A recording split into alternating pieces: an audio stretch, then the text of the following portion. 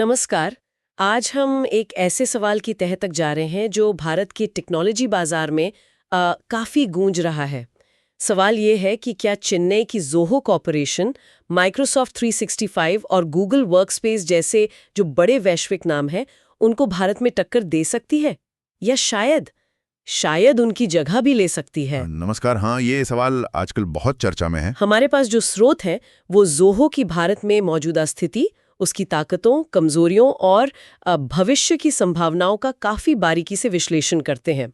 कुछ तुलनात्मक अध्ययन भी है हमारे पास। बिल्कुल। तो आज हमारा मकसद साफ है, ये समझना कि ज़ोहो भारतीय बिजनेस सॉफ्टवेयर बाजार में कितना दमखम रखती है और क्या वाकई ये माइक्रोसॉफ्ट और गूगल के लिए एक गंभीर चुनौती बन सकती है।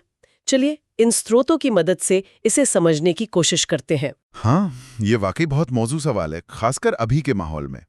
अगर एक लाइन में कहूँ तो हाँ, कई भारतीय कंपनियों के लिए खासतौर पर छोटे और मध्यम आकार के व्यवसायों, जिन्हें हम एसएमईज कहते हैं, और कुछ मिड मार्केट कंपनियों के लिए भी ज़ोहो न सिर्फ एक भरोसेमंद विकल्प बन चुका है, बल्कि तेजी से उनकी पसंद भी बनता जा रहा है। अच्छा। हाँ, लेकिन हाँ, ये भी सच है कि बड़े कॉरपोरेट घरानों या वैश्विक स्तर पर पूरी तरह छा जाने की बात करें तो वहाँ अभी भी कुछ फासले और कह सकते हैं चुनौतियां जरूर हैं। तो फिर शुरुआत ज़ोहो की ताकतों से करते हैं, खासकर भारतीय परिप्रेक्ष्य में।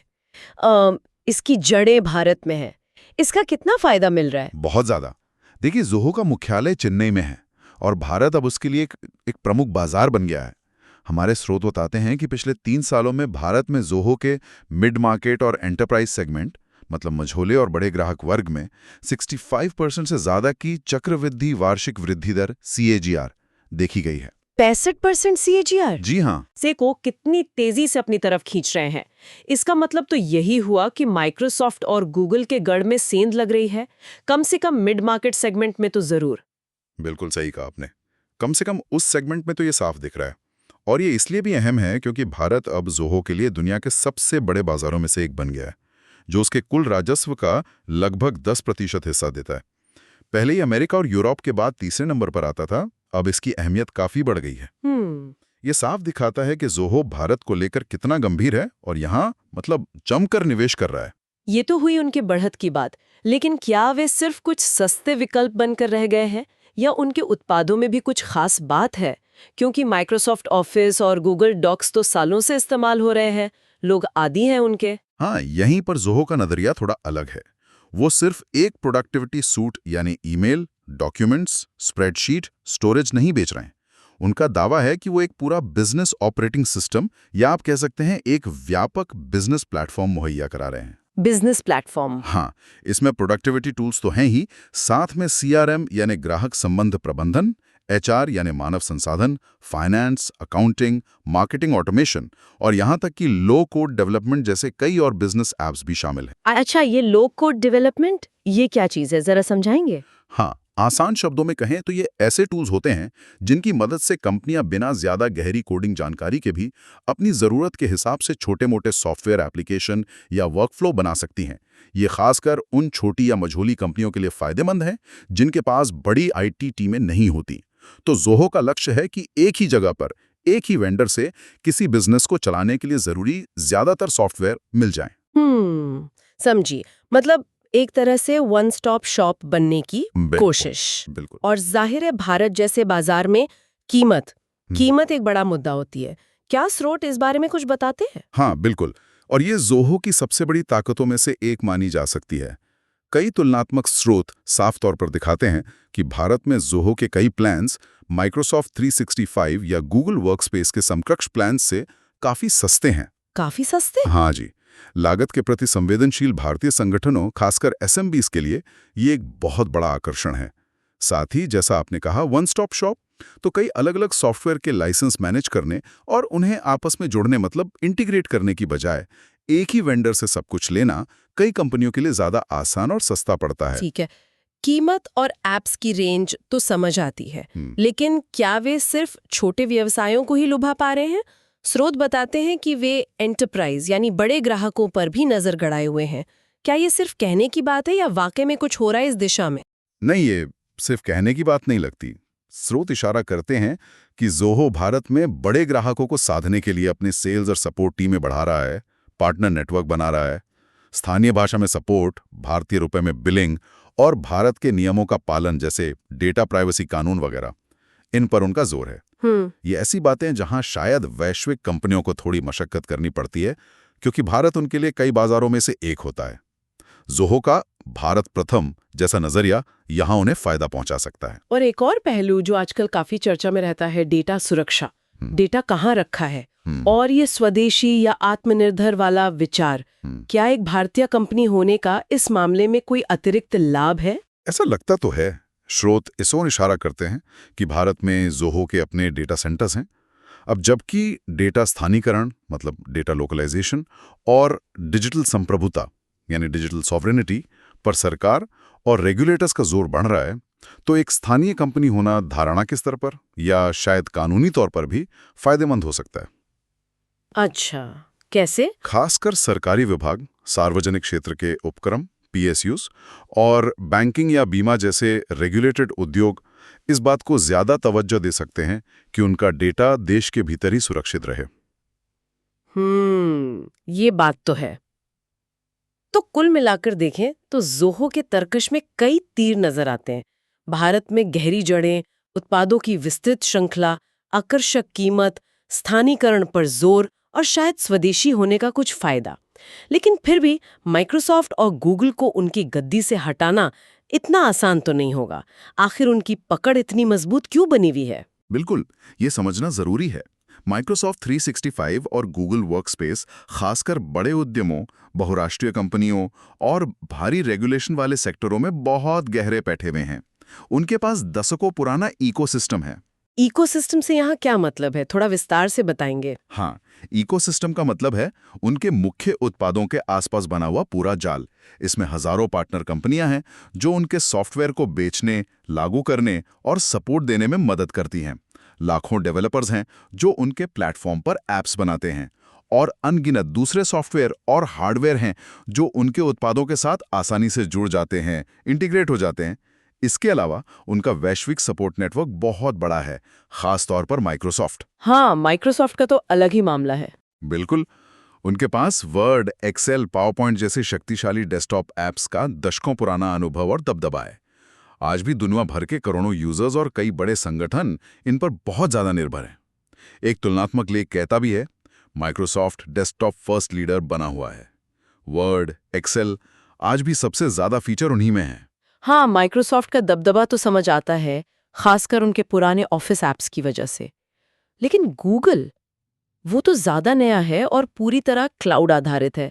उसकी पकड़ इतनी मजबूत क्यों है, खासकर जब ज़ोहो भी क्लाउड पर ही फोकस कर रहा है? गूगल की मुख्य ताकत है सहयोग, मतलब कोलैबोरेशन, एक साथ मिलकर काम करने की आसानी। साथ ही वैश्विक स्तर पर उसकी पहुंच और उसकी ब्राउजर आधारित सरलता। Gmail, Google drive, docs, sheets ये सब इस्तेमाल करने में बहुत आसान लगते हैं। हाँ, वो तो है। और रियल टाइम में कई लोग एक साथ एक ही डॉक्यूमेंट पर काम कर सकते हैं। जो कंपनियां शुरू से ही क्लाउड पर बनी हैं, मतलब क्लाउड नेटिव हैं, या जिनकी टीमें दुनिया भर में फैली हुई हैं, वे अक्सर गूगल वर्कस्पेस को उसकी इसी सहजता के लिए पसंद करती हैं। तो फिर ज़ोहो के सामने असल चुनौतियां क्या हैं? कहाँ पर वो इन दिग्गजों के सामने थोड़ा कमजोर पड़ जाता है? देखिए, स्रोत और कुछ यूजर फीडबैक के ओर इशारा करते हैं कि ज़ोहो भले ही बहुत सारे फीचर्स देता है, लेकिन कभी-कभी इस्तेमाल में थोड़ी जटिलता, मतलब यूजेबिलिटी या स्थिरता, स्टेबिलिटी, या फिर दूसरे सॉफ्टवेयर के साथ जुड़ने यानी इकोसिस्टम या इंटीग्रेशन में दिक्कतें आ सकती हैं। अच्छा, जैसे एक रेडिट यूजर का अनुभव था कि ज़ोहो गूगल की तुलना में थोड़ा बगी है, मतलब उसमें कभी-कभी तकनीकी खामियां या रुकावटें आ सकती हैं। इसके अलावा जो कंपनियां सालों से माइक्रोसॉफ्ट या गूगल इस्तेमाल कर रही हैं, उनके लिए ज़ोहो पर शिफ्ट होना एक बड़ी चुनौती हो सकता है। हाँ, वो तो होगा ही। खासकर जब बहुत सारा पुराना डेटा, फाइलों की जटिल व्यवस्था और यूजर अनुमतियां, परमिशंस वगैरह जुड़ी हों, ये माइग्रेशन महंगा और समय लेने वाला हो सकता है। ये माइग्रेशन वाली बात दिलचस्प है। ये कुछ ऐसा है जैसे सालों से इस्तेमाल हो रहे पुराने घर का सारा सामान पैक करके एक बिल्कुल नए अलग तरह के घर में शिफ्ट करना। हाँ, बिल्कुल। सिर्फ सामान नहीं, आदतें भी बदलनी पड़ती हैं। एक स्रोत में ज़ोहो को माइक्रोसॉफ्ट और गूगल के बीच का खिलाड़ी बताया गया है। इसका क्या मतलब निकाले? हाँ, इसका मतलब यह है कि ज़ोहो शायद माइक्रोसॉफ्ट जितनी गहराई और परिपक्वता खासकर डेस्कटॉप ऐप्स में नहीं देता, और शायद गूगल जितनी एब्सोल्यूट सरलता और सहजता, खासकर सहयोग या कोलैबोरेशन में, वो भी नहीं। वो बीच का रास्ता अपनाने की कोशिश कर रहा है। मतलब ढेर सारे फीचर्स देना। हाँ, ढेर सारे फीचर्स देना, लेकिन शायद उनमें से कुछ उतने पॉलिश ना हो जितने माइक्रोसॉफ्ट या गूगल के हैं। ये कई तरह के ग्राहकों के लिए पर्याप्त से अच्छा, गुड इनफ हो सकता है, लेकिन जिनकी ज़रूरतें बहुत खास या बहुत ऊंचे दर्जे की हैं, उन्हें शायद कमी महसूस हो। और ब्रांड का नाम, वो भी तो मायने रखता है। बिल्कुल, ब्रांड की पहचान और बाजार की धारणा भी एक बड़ा फैक्टर है। कई बड़े कॉर्पोरेट आईटी खरीदार आज भी जाने पहचाने नाम, पुराने रिश्तों, वैश्विक मौजूदगी और भरोसेमंद पार्टनर नेटवर्क के आधार पर डिफ़ॉल्ट रूप से माइक्रोसॉफ्ट या गूगल को ही चुनते हैं। ज़ोहो को अभी भी बड़े उद्यमों के बीच वो भरोसा और साख बनाने के लिए मेहनत करनी पड़ रही है, खासकर उन कंपनियों में जिनका कारोबार दुनिया भर में फैला है या जहां नियमों का पालन बहुत सख्ती से करना होता है। और एक चीज होती है नेटवर्क इफेक्ट। क्या ये भी ज़ोहो के आड़े आता है? निश्चित रूप से। नेटवर्क इफेक्ट का मतलब है कि जब ज्यादा लोग एक ही चीज इस्तेमाल करते हैं तो वो चीज सबके लिए और ज्यादा उपयोगी हो जाती है। जैसे अगर आपके ज्यादातर पार्टनर और ग्राहक माइक्रोसॉफ्ट ऑफिस या गूगल वर्कस्पेस इस्तेमाल करते हैं तो उनके साथ फाइलें शेयर करना, मिलकर काम करना आसान हो जाता है। इन प्लेटफॉर्म्स को जानने वाले कर्मचारी भी आसानी से मिल जाते हैं। ज़ोहो को इस बने बनाए नेटवर्क प्रभाव से मुकाबला करना पड़ता है। और आखिर में आर्टिफिशियल इंटेलिजेंस, बड़े डेटा का विश्लेषण, बिग डेटा एनालिटिक्स और बहुत बड़े पैमाने पर ऑपरेशन चलाने जैसे जो उन्नत क्षेत्र हैं, वहां माइक्रोसॉफ्ट अपने एजोर क्लाउड के साथ और गूगल अपने गूगल क्लाउड के साथ ने बहुत भारी निवेश और रिसर्च कर रखी है। उनके पास इस मामले में ज्यादा गहरा अनुभव और व्यापक क्लाउड इकोसिस्टम है। तो ज़ोहो इस मामले में पीछे है? ज़ोहो भी एआई वगैरह पर काम कर रहा है, ऐसा नहीं है कि नहीं कर रहा, लेकिन अभी इन दिग्गजों के पास इस मोर्चे पर एक बढ़त जरूर है। चलिए वापस भारत के खास संदर्भ पर आते हैं।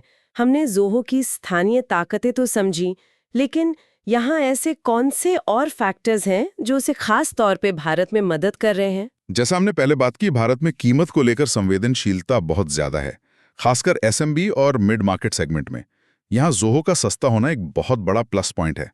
फिर स्थानीय दफ्तर, भारतीय भाषाओं में सपोर्ट, हालांकि अभी शायद मुख्य रूप से अंग्रेजी ही प्रभावी हो, और रुपए में बिलिंग, ये सब मिलकर ग्राहकों को सहज महसूस कराते हैं। हाँ, ये तो है। फिर आत्मनिर्भर भारत और डेटा स्थानीकरण पर सरकारी जोर भी है। हो सकता है इससे सरकारी खरीद या पीएसयू टेंडर्स में एक भारतीय कंपनी होने का कुछ फायदा मिले, या कम से कम एक सकारात्मक माहौल तो बनता ही है। और वो 65% ग्रोथ रेट। हाँ, और जैसा हमने शुरू में देखा, वो 65% की CAGR वाली ग्रोथ रेट, ये इस बात का सबूत है कि ये सारे फैक्टर्स जमीनी हकीकत में काम कर रहे हैं। ज़ोहो इन्हें भुना रहा है। लेकिन अगर सवाल ये है कि क्या ज़ोहो माइक्रोसॉफ्ट और गूगल को पूरी तरह टेक ओवर कर सकता है, तो सिर्फ एसएमबी और मिड मार्केट जीतना शायद काफी नहीं होगा। बड़े कॉर्पोरेट क्लाइंट्स को खींचने के लिए उन्हें और क्या करना होगा? बिल्कुल सही कहा आपने। पूरी तरह हावी होने के लिए ज़ोहो को भारत के बड़े कॉर्पोरेट घरानों को बड़े पैमाने पर अपनी ओर लाना होगा। इसका मतलब है लाखों यूजर्स को बिना किसी दिक्कत के संभालना, उनके मौजूदा जटिल आईटी सिस्टम्स जैसे SAP, ओरेकल वगैरह के साथ गहराई से इंटीग्रेट होना, एक बहुत मजबूत और भरोसेमंद पार्टनर इकोसिस्टम बनाना जो बड़े प्रोजेक्ट्स को संभाल सके, और दुनिया भर में अगर ग्राहक बहुराष्ट्रीय है तो लगातार बेहतरीन सपोर्ट देना। ये तो बहुत बड़ी चुनौतियां हैं। ये सब करना एक बहुत बड़ी चुनौती है। जैसा हमने पहले कहा, माइग्रेशन का दर्द और खर्चा भी बहुत बड़ा है। अगर कोई बड़ी कंपनी सालों से माइक्रोसॉफ्ट या गूगल इकोसिस्टम में रमी बसी है, उनके कर्मचारी उसी पर प्रशिक्षित हैं, उनकी सारी प्रक्रियाएं उसी के इर्द गिर्द बनी है, तो उन्हें स्विच करने के लिए बहुत ठोस वजह चाहिए होगी। ज़ोहो को लगातार अपने फीचर्स को बेहतर बनाना होगा, कमियों को दूर करना होगा, और सबसे जरूरी, बड़े पैमाने पर अपनी विश्वसनीयता साबित करनी होगी, बार बार। तो इन सब बातों को ध्यान में रखते हुए आपका अंतिम आकलन क्या है? भारतीय बाजार को अगर हम अलग अलग हिस्सों में बांटें तो ज़ोहो कहाँ जीत हासिल कर सकता है और कहाँ माइक्रोसॉफ्ट और गूगल का किला कह सकते हैं अभेद्य रहेगा? देखिए, स्रोतों के विश्लेषण के आधार पर मेरा आकलन ये है, ज़ोहो भारत में SMBs और उन छोटी मध्यम कंपनियों के लिए एक मजबूत विजेता बन सकता है, जिन्हें कम लागत पर प्रोडक्टिविटी टूल्स, ईमेल, डॉक्स वगैरह के साथ साथ कुछ और बिजनेस ऐप्स जैसे CRM, फाइनेंस या HR एक ही जगह से चाहिए। साथ ही वो उन मिड मार्केट भारतीय कंपनियों के लिए भी बहुत आकर्षक हैं जिनका मुख्य कारोबार भारत में ही है और जिन्हें बहुत ज्यादा जटिल वैश्विक फीचर या बहुत गहरे इंटीग्रेशन की जरूरत नहीं है। अच्छा। ये भी हो सकता है कि कंपनियां ज़ोहो को मुख्य प्रोडक्टिविटी सूट के तौर पर ना अपनाएं, बल्कि किसी खास ज़रूरत के लिए इस्तेमाल करें, जैसे CRM या HR के लिए ज़ोहो और ईमेल डॉक्यूमेंट्स के लिए माइक्रोसॉफ्ट या गूगल ही रखें। एक मिक्स एंड मैच अप्रोच। और वो कौन से क्षेत्र हैं जहां माइक्रोसॉफ्ट और गूगल अपनी बादशाहत बनाए रखेंगे? मेरे ख्याल से वे बड़े भारतीय उद्यमों यानी लार्ज एंटरप्राइजेज में अपनी पकड़ मजबूत रखेंगे, खासकर वो जिनके दफ्तर दुनिया भर में हैं, जिन्हें अपने मौजूदा सिस्टम्स के साथ बहुत गहरे इंटीग्रेशन चाहिए, या जो आज भी माइक्रोसॉफ्ट के डेस्कटॉप ऐप्स, खासकर एक्सेल मैक्रोज वगैरह पर बहुत निर्भर हैं। साथ ही वो कंपनियां जो माइक्रोसॉफ्ट के पूरे इकोसिस्टम जैसे Windows server, azure cloud, dynamics वगैरह या गूगल के वैश्विक सहयोग नेटवर्क और क्लाउड सेवाओं में गहराई से निवेशित हैं, वे आसानी से स्विच नहीं करेंगी। इसके अलावा बैंकिंग, बीमा, रक्षा और कुछ बड़े सरकारी विभाग जैसे अत्यधिक रेगुलेटेड सेक्टर, जहां वैश्विक स्तर का सपोर्ट, कड़े सुरक्षा सर्टिफिकेशंस और बहुत बड़े पैमाने पर परिनियोजन मतलब डिप्लॉयमेंट की विश्वसनीयता सबसे ऊपर होती है, वहां भी शायद वैश्विक दिग्गजों का दबदबा बना रहेगा। तो घूम फिर के हम वापस उसी मूल सवाल पर आते हैं, क्या ज़ोहो भारत में माइक्रोसॉफ्ट और गूगल की जगह लेने के लिए पर्याप्त रूप से अच्छा मतलब गुड इनफ है? लगातार बढ़ते हुए वर्ग के लिए खासतौर पर SMBs, मिड मार्केट, जो कीमत को लेकर संवेदनशील हैं और जो स्थानीय समाधान को प्राथमिकता देते हैं, उनके लिए प्राथमिक पसंद बनने के लिए पर्याप्त रूप से अच्छा है। ये भी साफ है कि ज़ोहो भारत में माइक्रोसॉफ्ट और गूगल को जोरदार चुनौती दे रहा है, और ये चुनौती बढ़ती ही जाएगी जैसे जैसे वो निवेश करेगा, अपने उत्पाद बेहतर बनाएगा और अपनी विश्वसनीयता स्थापित करेगा। लेकिन क्या ये आज की तारीख में भारत के हर सेक्टर, बड़े कॉर्पोरेट, वैश्विक कंपनियां, बहुत खास फीचर चाहने वाले में माइक्रोसॉफ्ट और गूगल को पूरी तरह से बदल सकता है? शायद अभी नहीं। माइक्रोसॉफ्ट और गूगल का इकोसिस्टम, ब्रांड की ताकत, वैश्विक पहुंच और मौजूदा ग्राहकों के साथ सालों पुराना रिश्ता, ये ऐसी बाधाएं हैं जिन्हें पार करना ज़ोहो के लिए अभी भी एक बड़ी चुनौती है। तो ये थी भारत में ज़ोहो बनाम माइक्रोसॉफ्ट और गूगल की दिलचस्प कशमकश पर हमारी पड़ताल।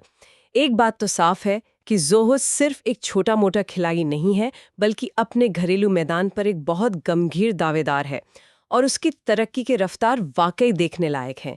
वे निश्चित रूप से यथास्थिति को चुनौती दे रहे हैं। बिल्कुल। और ये देखना दिलचस्प होगा कि ये मुकाबला आगे कैसे बढ़ता है, खासकर तब जब भारत जैसे बाजार में स्थानीयकरण और लागत हमेशा बड़े मुद्दे रहेंगे, और ज़ोहो लगातार अपनी एंटरप्राइज क्षमताओं को बढ़ाने में लगा हुआ है। ये एक ऐसी कहानी है जिस पर नजर बनाए रखनी होगी यकीनन। और श्रोताओं के लिए एक विचार छोड़ जाते हैं। जैसे जैसे भारतीय व्यवसाय डिजिटल दुनिया में और परिपक्व हो रहे हैं, क्या उनका झुकाव माइक्रोसॉफ्ट या गूगल जैसे श्रेणी में सर्वश्रेष्ठ मतलब बेस्ट इन क्लास वैश्विक समाधानों की ओर ज्यादा होगा, जो शायद महंगे हों लेकिन वैश्विक मानक और व्यापक फीचर देते हैं, या फिर ज़ोहो जैसे पर्याप्त अच्छे, गुड इनफ और स्थानीय रूप से एकीकृत प्लेटफॉर्म ज्यादा पसंद किए जाएंगे, जो कम लागत पर बहुत सारी सुविधाएं एक साथ देते हैं और शायद स्थानीय जरूरतों को बेहतर समझते हैं। जरा सोचिए, किसी भी कंपनी के लिए अपने डिजिटल भविष्य का रास्ता चुनते समय कौन से कारक आखिर में सबसे ज्यादा मायने रखेंगे? सिर्फ कीमत, सबसे उन्नत फीचर, स्थानीय सपोर्ट या दुनिया भर में एकीकरण की क्षमता? इस पर विचार जरूर कीजिएगा। अगर आपको ये वीडियो पसंद आई है तो इसे ज़रूर लाइक करें, कमेंट सेक्शन में अपना ओपिनियन बताएं और चैनल को ज़रूर सब्सक्राइब करें। मिलते हैं अगली वीडियो में, तब तक के लिए नमस्कार।